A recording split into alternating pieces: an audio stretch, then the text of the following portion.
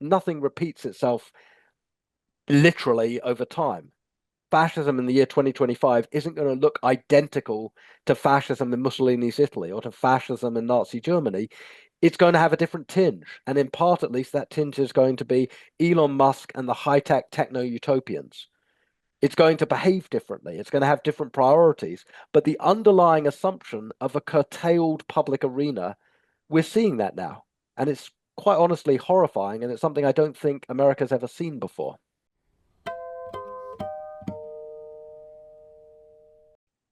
Hello, welcome to Cambridge Forum, coming to you live via Zoom. I'm Mary Stack, the Executive Director, and today we're taking the measure of our national pulse, following another chaotic week in the White House.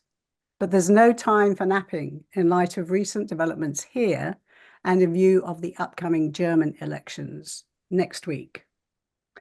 Several commentators have been asking if we're on the brink of a new and irreversible epoch. Well, one that signals the end of democratic civilization as we've known it.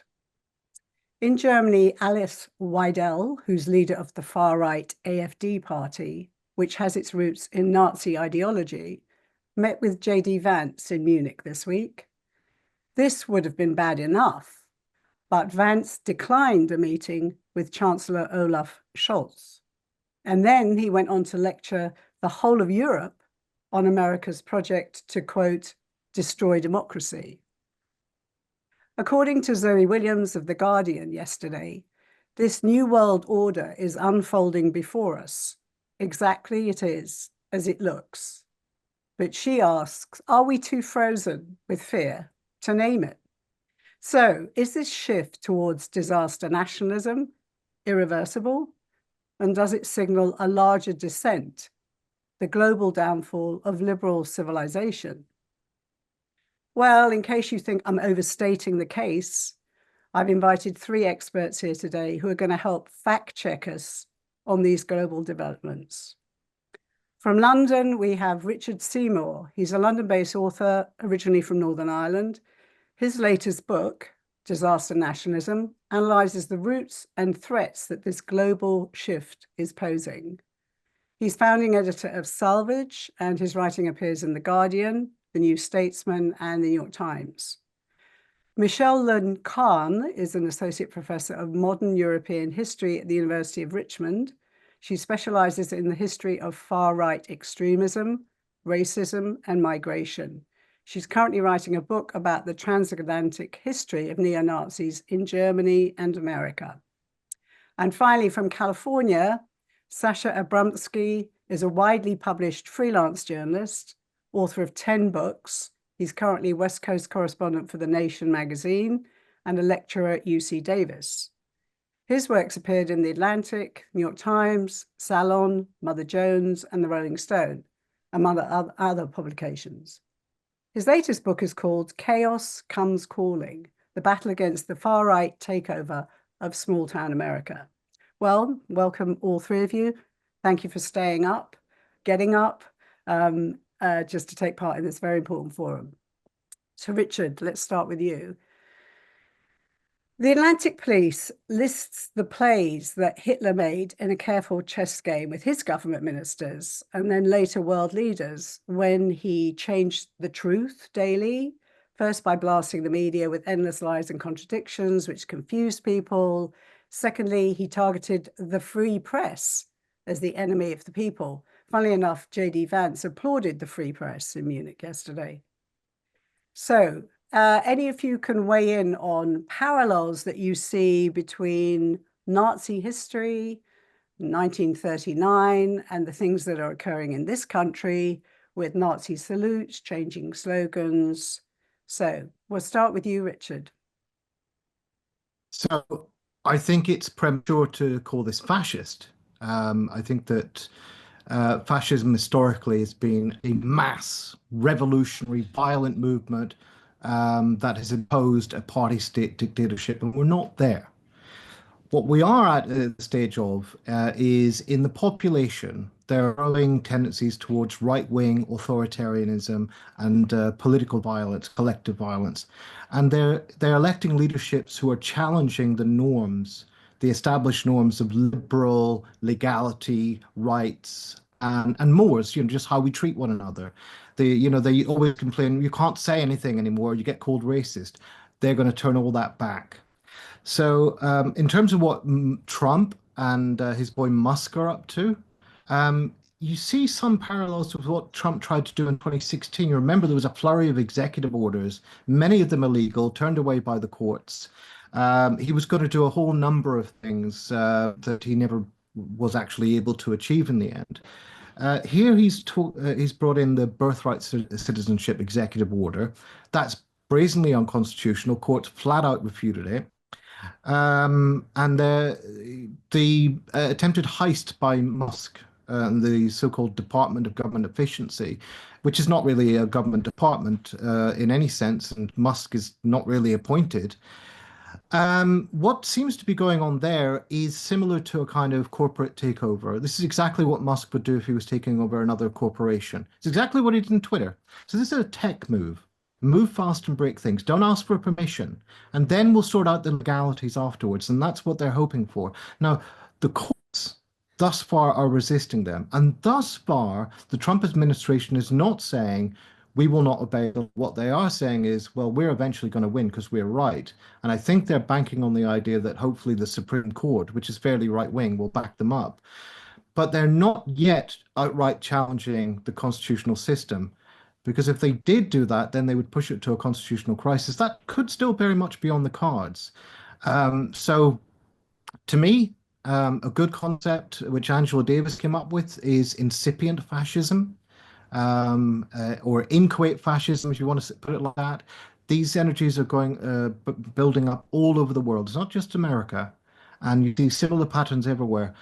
Always it's towards the idea of a constitutional rupture, change the constitution, change the composition of the courts, fill up the state apparatuses with your friends and allies, fill up the media with your friends and allies, tilt the balance of the electoral field in your favor, but not yet towards an outright coup.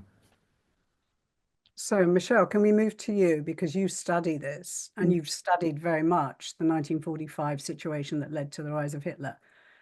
1939 situation. So what parallels and differences do you see? Well, first off, I'll say that I agree with Richard. We're not in full-blown fascism yet, but we're definitely on the path to authoritarianism and what could become a fascist regime if we don't do anything about it. I'm often asked as a historian of Nazi Germany, what are the similarities and differences between today and the 1930s? Hitler came to power in 1933. I think we have to remember that when Hitler came to power, Germany was a democracy. It was a very weak democracy. Under the Weimar Republic, there were over 40 political parties. The constitution was extremely weak. And what Hitler was able to do in 1933 was to exploit loopholes within the constitution and to twist them toward policies that he wanted. It's really important that we mentioned the piece at the beginning of this talk, the piece about how Hitler turned Germany into a dictatorship in 53 days. That's really crucial here because what we saw with the very first months of Hitler's regime was a very quick process of implementing policy after policy that brought Germany towards a dictatorship. And this is called Gleichschaltung, or coordination. Right. So first, Hitler came to power on January 30th, 1933. Then there was the Reichstag fire on February 27th. Hitler opened Dachau on March 22nd. He passed the Enabling Act on March 23rd, which essentially gave all powers to him. And so this gradual thing is what we're seeing. And a lot of historians right now are comparing the flurry and the flood of executive orders to various policies that Hitler enacted in the first 53 days of his rule. One of the crucial parallels I see here is the attempt by Trump and Elon Musk to very quickly bring the bureaucracy and the civil service in line with the goals of the regime. So this is in addition to what Richard was mentioning about how this is a tech strategy of breaking things down and waiting for someone to, call you out on fixing them. Hitler on April 7th, 1933, passed a law for the restoration of the professional civil service in which he kicked out Jews, communists, socialists, anybody that disagreed with him from all sorts of civil service positions like nurses, teachers, judges, right? And so when you have a regime that is replacing federal workers and even state workers with people that agree to it, you're seeing all of this being brought in line with the goals of the regime. That's one crucial parallel I see. And another one I see is the overall attack on the media. In the 1920s and 1930s, there was a saying in Germany, the Lügenpresse, the lying press, and we're seeing the same thing.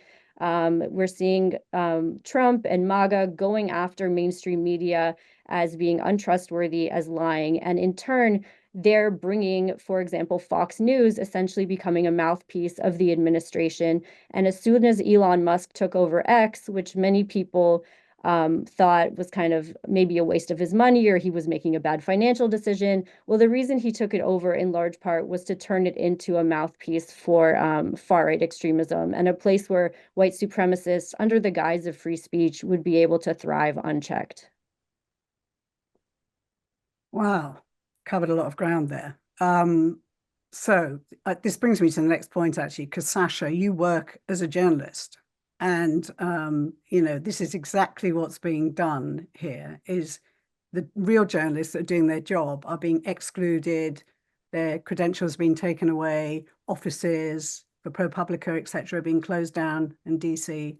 So how does one function in a democracy where A, you destroy the free press, and secondly, you break down the public information access? For example, the CDC and offices that are telling us what's going on in public health right now, which is that we have a bird flu pandemic and there's an outbreak of measles in Texas, which is going unchecked.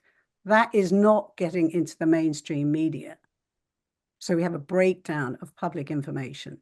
So as a journalist, how do you combat that? Well, it's really difficult because you're absolutely right. And both Richard and Michelle have already mentioned this, that even if this isn't full-blown violent fascism, we've reached a point now where the state apparatus is being used to corral public opinion in a way that is much more in line with the way totalitarian regimes corral public opinion than the way democracies do. So we're seeing media kicked out if they're not towing the line. The most extraordinary example was the Associated Press losing its White House credential because it was following international guidelines and not unilaterally renaming the Gulf of Mexico as the Gulf of America. We've seen Politico eviscerated and millions of dollars of subscriptions that government agencies had made because it's a reliable news source cancelled because it sometimes criticizes government policy. Well, that's the job of an open society media, is to be a watchdog. It's not to be sycophantic. It's not to toe a party line. That's what Pravda was in the Soviet Union, or that's what some of the Nazi press were in Hitler's Germany. But in a free society, the media has an obligation as the fourth estate. That's its obligation, is to serve a watchdog role. And we're seeing that at speed breaking down. So we're seeing this attack on open journalism. We're seeing this privileging of far-right news outlets that really are just sort of agitprop by a different name. The other thing we're seeing, which I think is worth mentioning, is the takeover of cultural institutions. And, it's easy to sort of say that, oh, when Trump fires the Kennedy Center board and nominates himself as chair, and then the new board unanimously elects him as chair, somehow that's just entertainment. It's not. It's deadly serious. When you take over top cultural institutions, and when you say that those top cultural institutions now have to toe a party line, and when opponents of that are too scared to speak in public, which is what you're seeing anonymous people on the margin saying, well, this isn't a very good idea, is it? But people are scared to speak in public and to put their names to it. Well, that is how fascism emerges. It doesn't happen all at once. It's not that you go literally from democracy to fascism overnight. It's that lights get turned off, that lights that shine brightness on the culture or that shine brightness on the way the political process works. One by one, those lights go off. And you're like the sort of frog in the proverbial pot. You boil and boil and boil, but it happens slowly enough that unless you're paying attention, you don't realize just how bad a fix you're in. That's sort of where American democracy is right now. Yes, we're still a free society and that we can go to a protest, and at the moment, at least, there aren't stormtroopers surrounding us saying you can't protest. We can critique, and at the moment, it's more likely we'll get a Twitter mob after us than government officials. But gradually, the conditions are being constricted. And as you constrict those conditions, you get more and more elements that resemble fascism. Now, obviously, nothing repeats itself literally over time. fascism in the year 2025 isn't going to look identical to fascism in Mussolini's Italy or to fascism in Nazi Germany. It's going to have a different tinge. And in part, at least, that tinge is going to be Elon Musk and the high-tech techno-utopians. It's going to behave differently. It's going to have different priorities. But the underlying assumption of a curtailed public arena, we're seeing that now. And it's quite honestly horrifying. And it's something I don't think America's ever seen before. I just wanted to describe, all of you have raised incredibly good points. They're all on that hit list of things to note, the playbook of an authoritarian regime. We can go down them. Climate of fear, end of the free press, breakdown of the courts and institutions. So Tim Snyder, who wrote that great piece, Is It a Coup? It is a coup.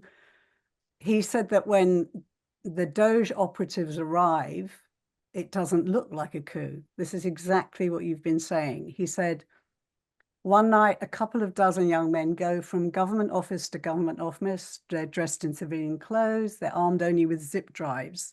They use technical jargon and vague references to orders from on high. They gain access to basic computer systems of the federal government. They proceed to grant the supreme leader access to information and the power to start and stop all government payments. That coup is in fact happening. If we don't recognize it for what it is, it could succeed. So I think a lot of people have said this in different ways. Zoe Williams said that she didn't expect the fancy dress would be on. Fascism doesn't usually have a fancy dress. You know, she said we didn't get the stormtroopers. So let's go to Germany for a moment. Alice Weidel is the acceptable face of the FDD, AfD, Alles, it's in Alles for Deutschland, correct? Is that right, Michelle? Alternative für Deutschland, or Alternative for Germany in English. Thank you. But behind the fake liberal conservative, which is what she calls herself, there's some very extreme thinking. She castigates, quote, woke queer insanity and demands, quote, large-scale repatriations of foreigners. Yet she herself is in a lesbian relationship with a Sri Lankan with whom she lives in Switzerland. She doesn't even live in Germany. So I thought that was pretty amazing. Trump and Vance both come into the same category in a way. They're violently anti-migrant, yet both are married to immigrants. So there's another contradiction here in that the rules that I say don't necessarily apply to me. They apply to somebody else. So there's this sort of true, false, yes, no, right, wrong, which is switch and bait that's going on all the time. So I think this climate of fear is terribly important. It's paralyzing a lot of action. Why does nobody call Trump and Vance out on this? And why do we put up with this kind of hypocrisy straight off? Can I say something about that? Mm. So there's a pretty good book by Corey Robin, US academic, called Fear, which is all about how fear operates in democratic societies. Takes McCarthyism as an example. And one of the things that's happening here in the institutions of government is fear that's exercised through control over employment. In other words, you're not going to be told you're not allowed to say this thing, but you're going to be told you could lose your job. And nobody has an inherent entitlement to employment. So this is one of the ways in which, I mean, you know, in the McCarthyite era, there were loyalty pledges in the workplace, all that sort of thing. So we're not going to see loyalty pledges today, but we are seeing that climate of fear shift through government institutions. But then there's a question, which is that evidently, in the last couple of years, there was a decision made by elements of, you know, those who had been part of the, if you like, the resistance in the first Trump period, who had strongly criticized Trump and opposed him, to accommodate themselves somewhat and to tone down their criticism, and are now shocked at the pace at which things are going, but don't feel able to come out fully in opposition. So I think to some extent, part of the situation, the paralysis, is a growing unwillingness to confront this the problem, because I don't think we're in a situation where we lack democratic possibilities to shut this down. And in fact, I would rather than relying on the courts, because we don't know what they'll do, I would rather that American people were in their masses on the streets, make their voices heard. I think that would be far more efficacious. So, in terms of the climate of fear, that would break through that. And it would create a countervailing climate of optimism and, if you like, militancy. Trump is not very good at dealing with opposition. I remember circa 2017 when his defense of the Nazis was roundly criticized. Do you remember this? The Nazi marches in, I think it was Charlottesville, roundly criticized, and there was mass protests against them. And he had to walk it back. And for a while after that, he was treading water. So I don't think we should assume or buy into the idea that they want to project that they're all powerful. They want us to believe that everything's going to go their way. We still have a lot of avenues in which to pursue opposition. And I think just one last point I would make. It's a bit difficult because quite often what happens, and this is not just in America, it's happened where you look, liberal and center-left parties have sometimes responded to the far right by adopting planks of their agenda. And I think that's true in the United States, where the borders agenda was adopted pretty much wholesale from the far right. And that's a tragedy. And that probably gave legitimacy and salience to the far right's agenda. And we see that in Europe so much, where middle of the road politicians start talking up the idea of immigration. We're seeing it in Britain today, where the Prime Minister, who's terrified of Reform UK, is now talking about deportations, mass deportations, and so on. So we've got to be very careful that we don't buy into this idea that in order to fight the far right, we have to start sounding like them, because that's not going to work. Michelle, do you want to come in there, because you know quite a lot about that situation in Charlottesville? Yeah, so I want to pick up on some of the great points that Richard was saying. And I want to first, I can address Charlottesville briefly, but then I want to talk about the really important situation going on in Germany with your question about the AfD. Right. So back in 2017 at the Unite the Right rally, this was a massive several hundred people attended a torch march in Charlottesville on the campus of University of Virginia. They held tiki torches that they had purchased at a local Walmart, and then the next day they violently attacked counter-protesters, and they even murdered a woman named Heather Heyer. Now, I want to underscore that these men are still being brought to justice today. There's multiple court cases right now going through in Charlottesville. One of them was just convicted in the first time that someone was ever convicted in a jury trial on Virginia's cross burning statute. So there's actually a statute that was initially intended to prevent the KKK from burning crosses to intimidate Black people, and now it's being used to prosecute the Charlottesville torch marchers. So when Trump said there are very fine people on both sides back in 2017, he lent credence to white supremacy, right? And a lot of the Charlottesville protesters then started becoming the same people that would go to the January 6th riots, right? And now they've all been pardoned by Trump, 1,500 of them, right? So this is an example of Trump emboldening white supremacists. To speak a little bit about the German situation, so the Alternative for Germany, or AfD, is a political party that was established in 2013 in Germany.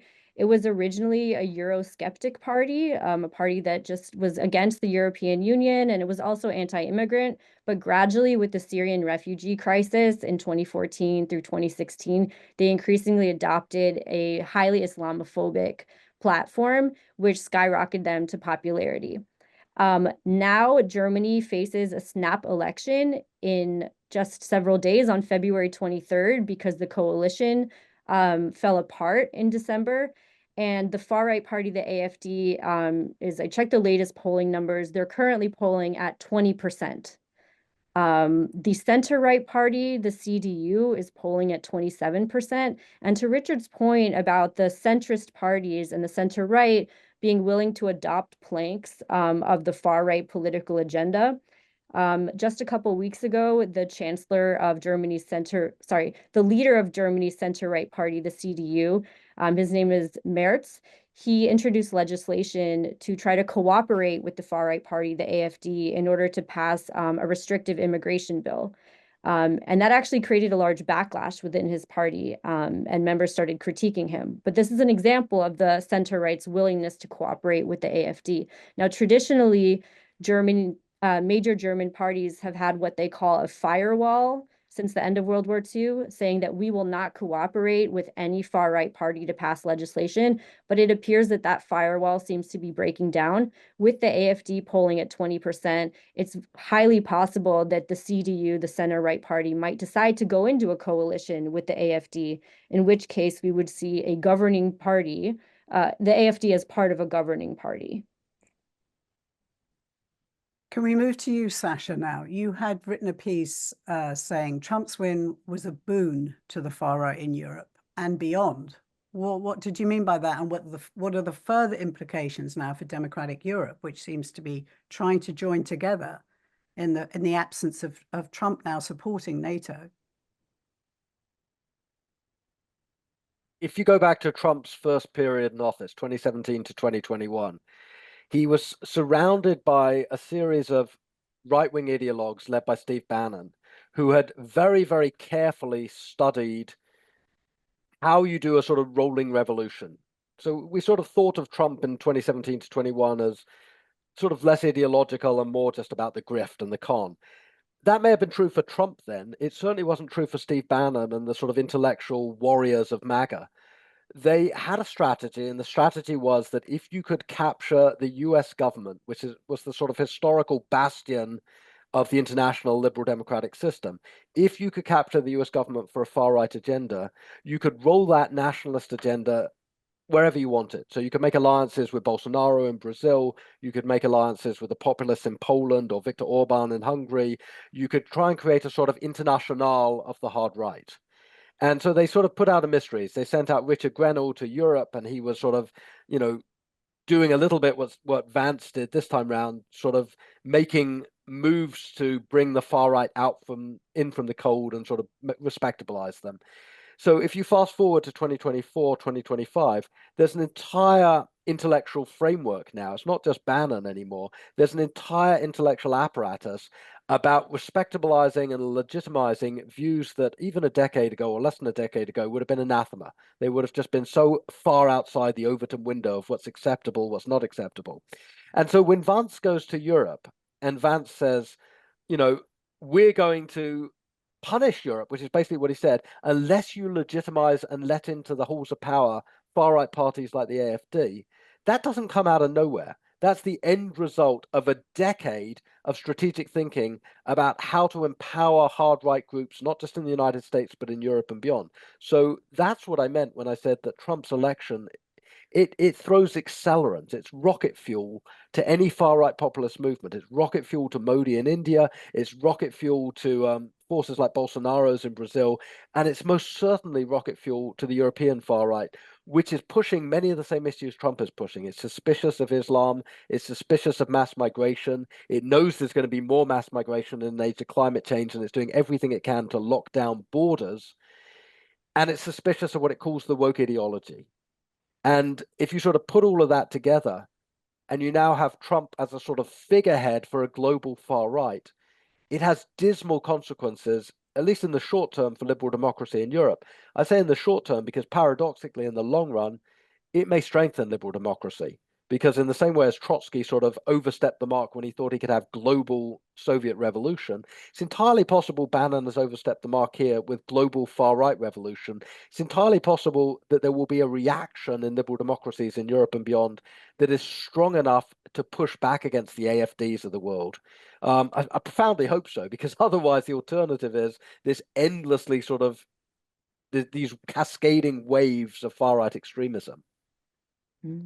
Can I just build real quickly on Sasha's point in terms of thinking of a backlash? It's really worth pointing out that in the last couple weeks in Germany, we have seen massive protests of hundreds of thousands of people turning out in major cities across the country explicitly against the AfD. We have not seen that all here in the United States. There were scattered protests on President's Day yesterday, but there's a big sense here in the US, why aren't people out in the streets like they are in Europe?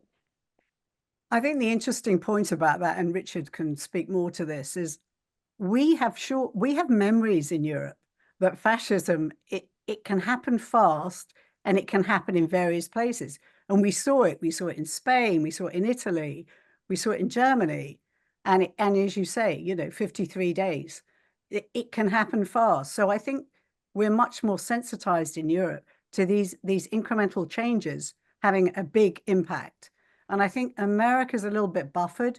Well, that's not going to mean that. We're fine. We're okay. They think the scale of America is so massive that it can withstand these hits. But I don't think they've ever confronted this kind of, as you say, well thought out scheme to overthrow power. And it's not Trump, it's the people behind Trump, the Bannons, that set this whole thing in operation years ago. So, Richard, can we go to you? Because you've been looking at this around the world.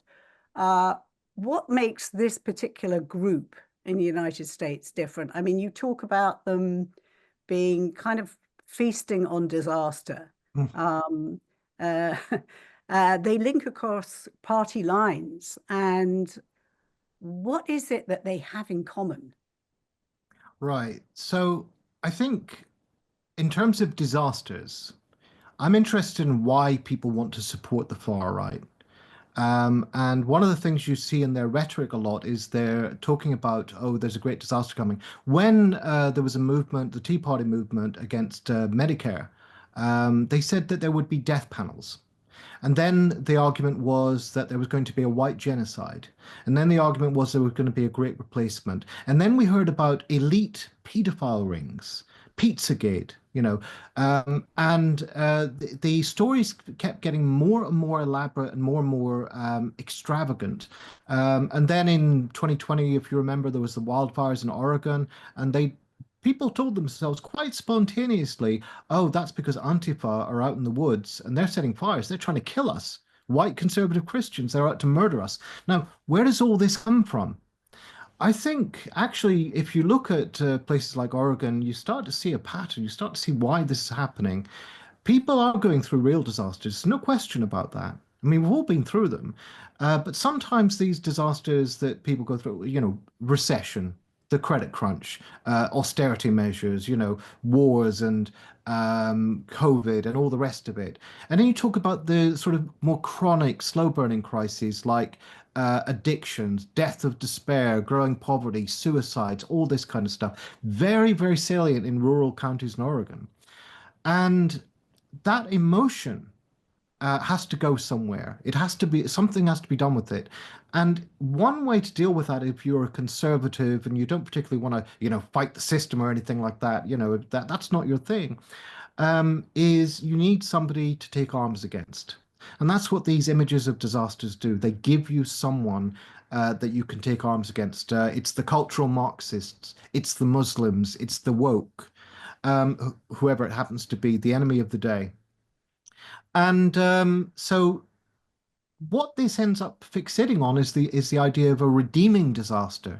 QAnon has the idea of a day of the rope, but that's just, a particular type of example. The idea is that we're going to have a great day of cleansing.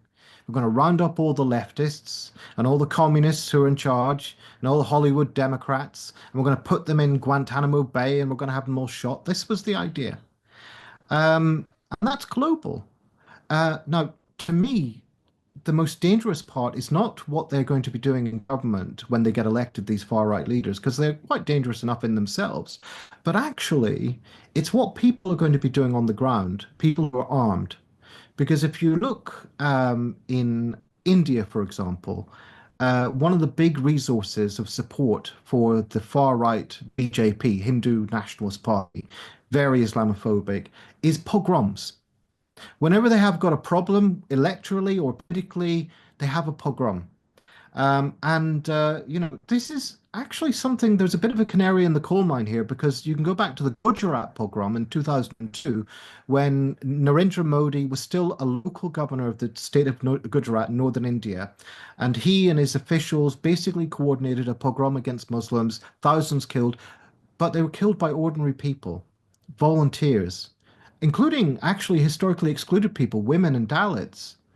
And rather than losing the election as they had expected to, they saw their vote go up 5% and it went up most in the areas with violence. And we see similar patterns again today. In Brazil in 2022, when Jair Bolsonaro, the far-right leader, was 20 points behind in the polls. Then you had this crazy summer of violence when Workers' Party supporters were being shot and killed.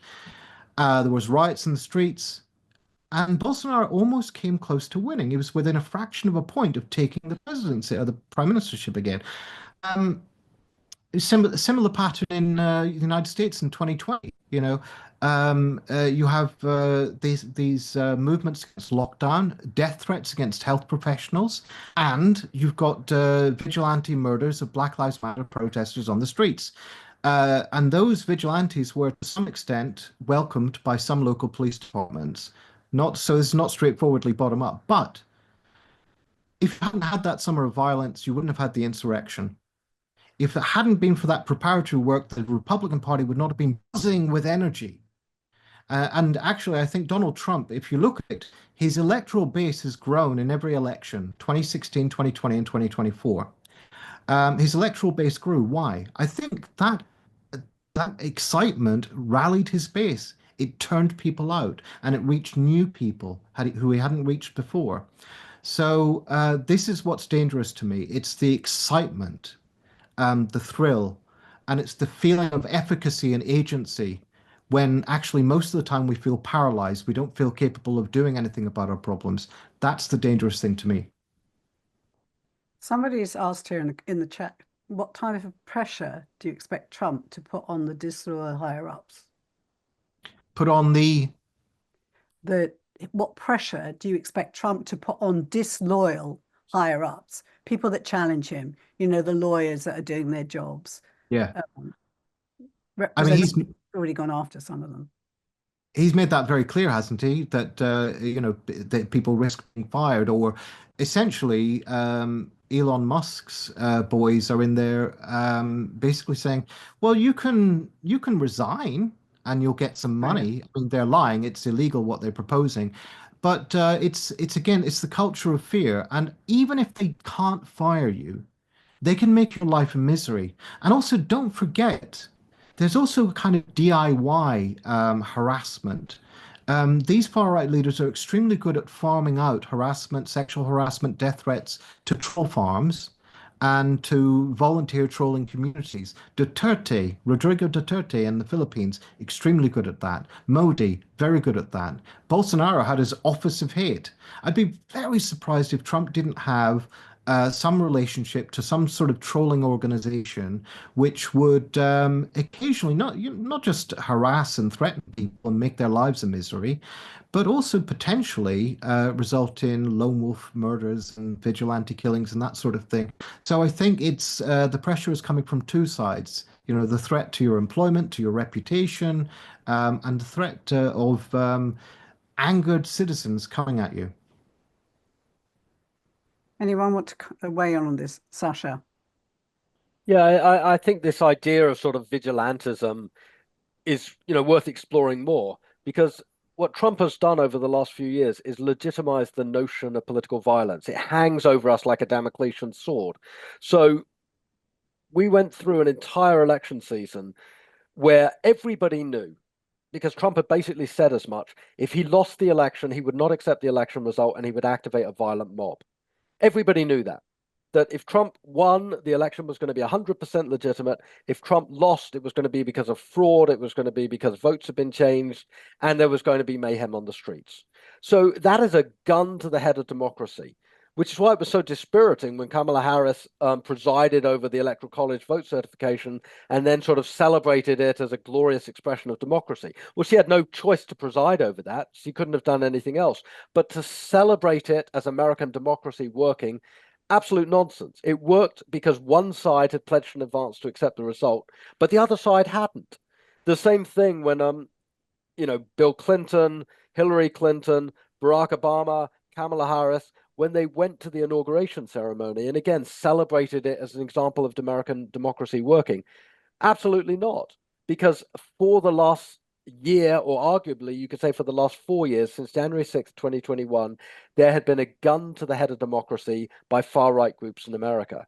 Now, when Trump comes in and he scrubs the historical records of the January 6th event, which is what's going on now, the National Archives are being scrubbed, the Department of Justice records are being scrubbed, the historical record of what happened is being annulled. Trump has freed 1,500 people, all of whom were basically insurrectionists, and instead is focusing on prosecuting the prosecutors, the people who investigated Trump for his criminal acts, the people who investigated January 6th participants for their criminal acts. Well, that again unleashes vigilantism and the prospect of lone wolves, because you have 1,500 people convicted of violent offenses against the state who owe their liberty and their status in society now entirely to Trump. It's a modern day version of a imperial Praetorian Guard.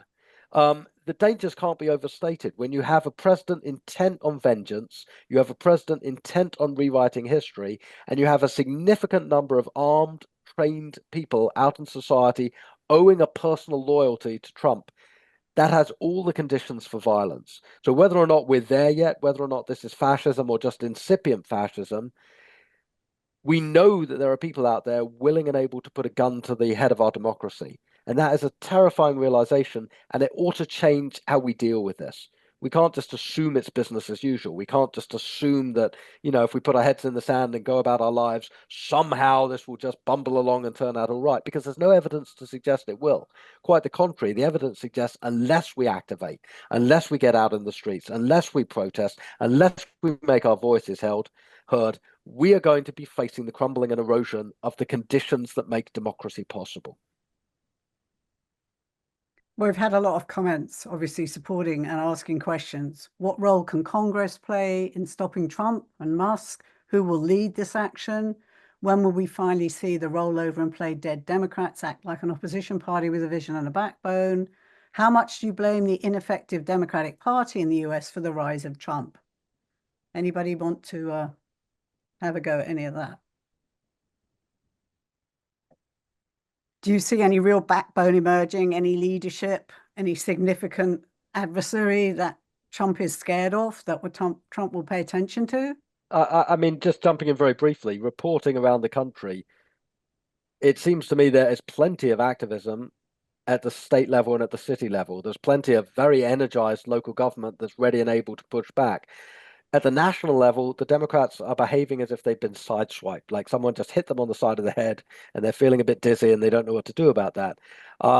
That's unsustainable. I mean, there are reasons that Chuck Schumer is the leader of the Senate for the Democrats. It's a seniority system. But if senior Democrats are unable to step up here, you're going to get younger challengers coming forward and either primarying them in the Senate elections or stepping forward and contesting for Senate leadership positions. Same thing's going to happen in the House, because it's completely unsustainable for an onslaught of this magnitude to be occurring against the just basic pillars of the democracy, and for the Democrats to just, largely retreat into their shells and try and sort of avoid the wrath of Trump. It's just not going to work as an oppositional strategy. This point that somebody made, how much you blame the ineffective Democratic Party, someone has to answer for the fact that we pussyfooted around for 4 years between the end of Trump's last administration, and we couldn't get the man in jail in 4 years.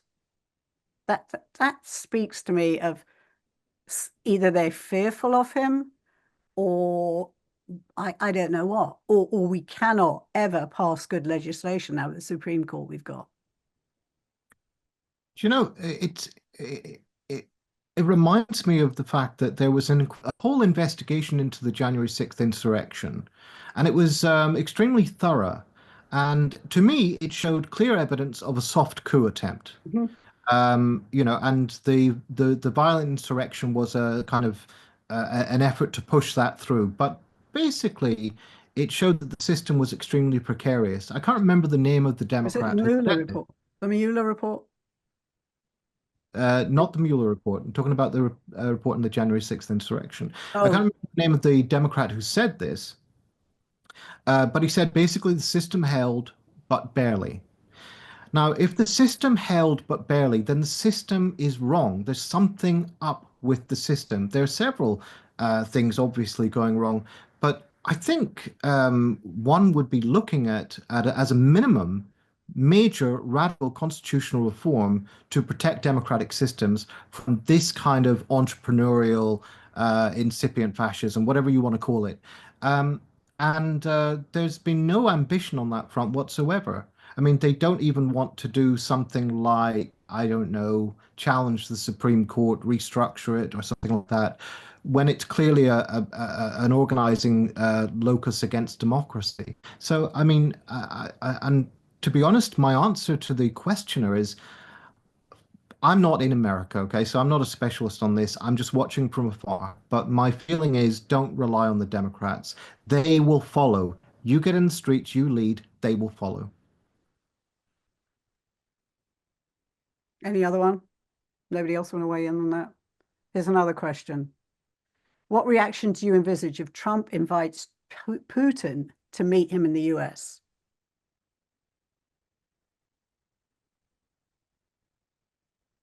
Sasha. I wish there would be a bigger reaction. I fear there won't be. I don't think the great majority of Americans are paying a huge amount of attention to foreign policy. Where the reaction will come will be in Europe, and the reaction will come in other parts of the world that know exactly how vulnerable that leaves them. I'm doing that terrible habit of double dipping. So I was sort of doom scrolling on the news while I was participating in this. And CNN's latest headline is that Trump just declared that Ukraine started the war against Russia. Well, that is insanity. I mean, it is such a rewriting of history on so This is many levels. Orwellian. This is It's beyond Orwellian. Orwellian. It's beyond Yes, Orwellian. yeah. So if this becomes official American policy that Ukraine started the war against Russia, that Russia was just protecting its borders, well, A, it will shatter the NATO relationship beyond all repair. And B, it will basically signal to the world that Trump and Putin and possibly Xi are in the market to divvy up the world between them, just like the European powers divvied up the world between them or divvied up Africa between them at the Berlin Conference in the 1880s. It will signify that it's a free-for-all scramble where he or she who has the most nuclear weapons and the most power will dominate in their sphere. Well, that's a grotesque world. But that's the world we're heading down if a Trump-Putin axis takes root along the lines that it looks like it's about to take root. Yeah, I think that, we've always thought of America at least as this beacon of democracy and hope, or at least that's where the rhetoric is, that we triumphantly beat fascism, we beat the communists, that we were on a path toward democracy ever since the end of the Cold War.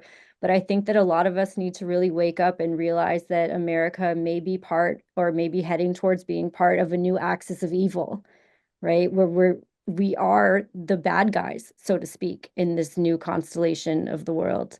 And I think it's going to take a while for people to realize that. But if things keep going that direction, that's what's going to happen.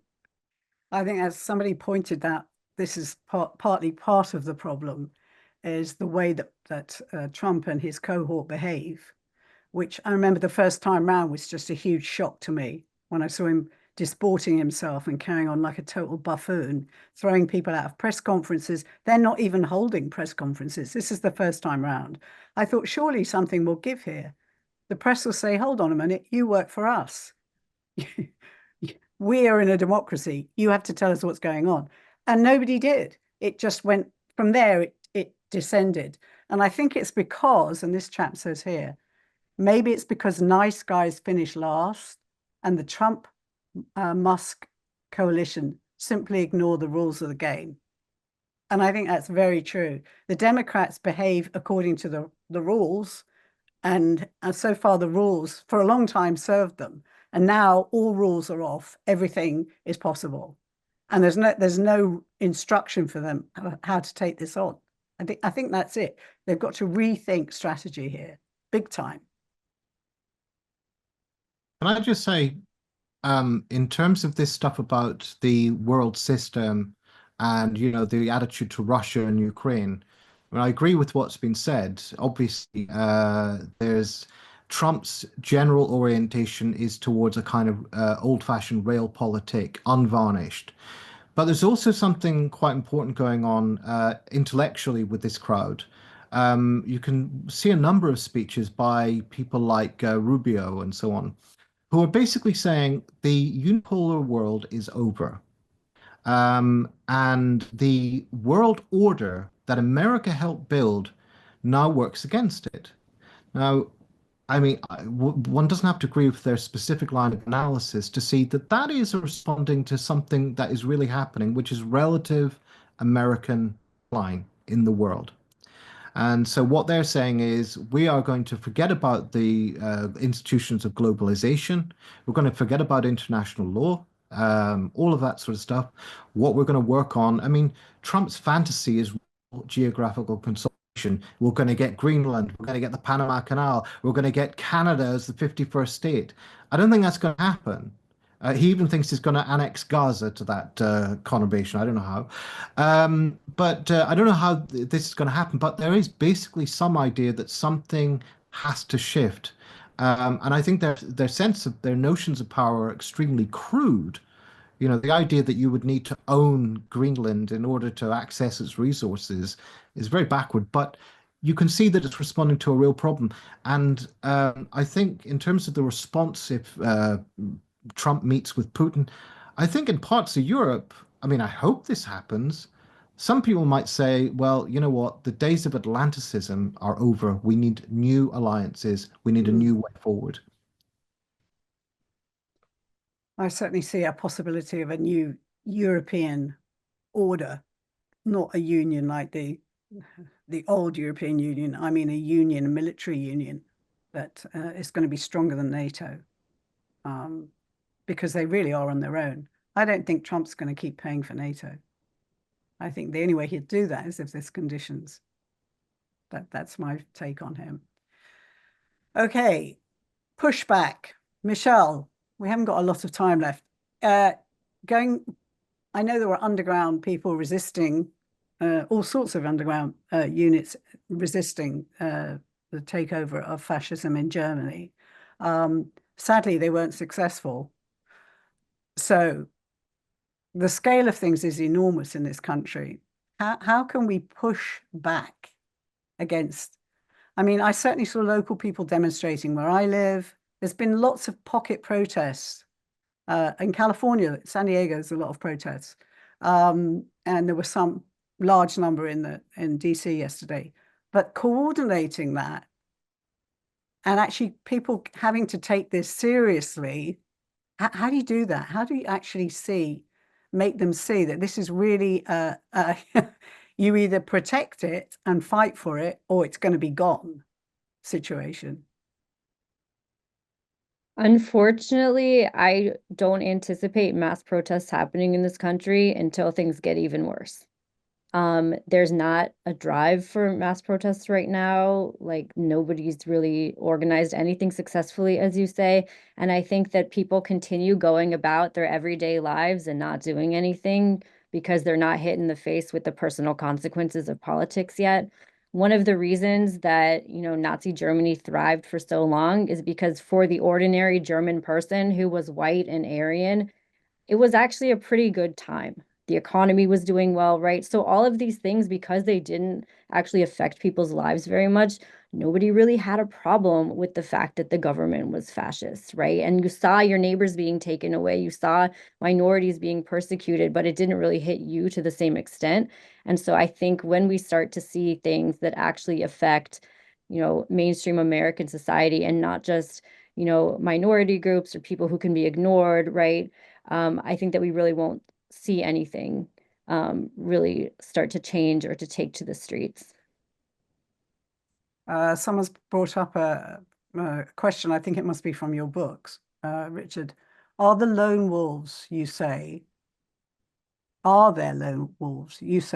may instigate violence equivalent to brown shirts? Okay, yeah, I see where that's coming from, because you can see that there's a pattern since I think about 2010, where the rate of lone wolf violence globally, but especially in America, has just gone up. So that it looks like a social contagion, right? It's just erupting everywhere. Are they like the brown shirts? No, because they're disorganized. It's distributed in the model of social media. And in fact, a lot of these lone wolf killers are coming straight out of social media fora, often gamer fora. And they are spreading mimetically by sharing manifestos. And they all copy one another. The original idea for this, in its modern variant, came from Anders Behring Breivik, the lone wolf mass killer in Sweden. Norway, pardon me, where he basically said, and he said this outright, the massacre is the marketing for my manifesto. It is to get attention to the fascist ideology, and it is openly fascist in his manifesto. And a lot of these lone wolf killers have been trying to do the same thing. I think there is a danger of brown shirts, as it were, but I would look at the militias that are in the United States and elsewhere. Paramilitaries actually are forming lots of countries across the world. India has a fairly well-developed paramilitary movement there. I would say India is a lot closer to fascism than the United States is. That's where the real danger is going to come from. And a lot of these guys are going to be people who work for the institutions. They'll work for the police. So they will have the power to sort of segue between one role and another, and the ability to make things very difficult for anybody who stands up to them. Sasha, can I just hop into Sasha here? Because his book is about how small town America can switch very quickly. Well, I won't speak for you. You can tell us what you found out by writing your book. Yes, so I mean the book looks at what happens when you have flows of disinformation combined with demagoguery, combined with some kind of national emergency. So the pandemic is what happened in 2020 that sort of triggers this. But it's about how you get a slide to kind of a mini version of what's going on now with the federal government. You get a slide at the local level where you get very dysfunctional government. It fires a lot of people who are trying to do public health, trying to do social services and so on. It puts the force of the government on the side of militias, quite literally in some cases. So when Richard's talking about the sort of possibility of militias being activated, I would agree with him. That is a more significant threat than lone wolves. Lone wolves can do lone wolf damage. It's unpleasant, it's destabilizing, but ultimately it's what a lone wolf can do. But when you get highly organized groups like the Proud Boys or the Oath Keepers or the 3%ers or any of these other groups that have been training militarily for years, that often have connections in law enforcement and in the military, that's when you get the potential for an activation. Now, Trump hasn't done that yet. He did call on the Proud Boys to stand back and stand by in 2020, but he hasn't so far gone on TV and said, I'm ordering my militias, into the streets. But people like Michael Flynn have advocated that. Some of his advisors have very openly flirted with the idea of paramilitarism or martial law. So I think it's a threat that we have to consider. And I think, strategically, we have to work out, well, what do we do if and when these kind of things happen? That to me is a much bigger issue than the lone wolf thing. Well, we have 37 questions still waiting in the Q&A box. I can't tell you how profoundly informative this was, both from a historical, a geographical, and a political perspective. You really, I think, armed us all with a lot of very perhaps disturbing facts, but important facts that we all need to know. Information is power. And then activism, I think. So I'm going to have to call it a day. Is there any last comment from anybody? I don't like to say a call to arms because that has the wrong connotation, but any words of advice for us all? Oh dear. I would say, you know what? I would say rather than a call to arms, a call to Mahatma Gandhi. The best way to protest this one is non-violent, both strategically and also morally. So that would be my closing. Excellent. That's a very uplifting and positive note to end on. Anybody else want to add to that? No. Okay. Well, I want to thank my three excellent informed guests today for giving of their time and expertise. Richard Seymour, coming to us all the way from London, and it's late there. Michelle Lynn Kahn in Virginia, and Sasha Abramsky on the West Coast in San Diego. Thank you, everyone, for joining me today, and peace be with you. And I look forward to seeing you in 2 weeks. Thank you.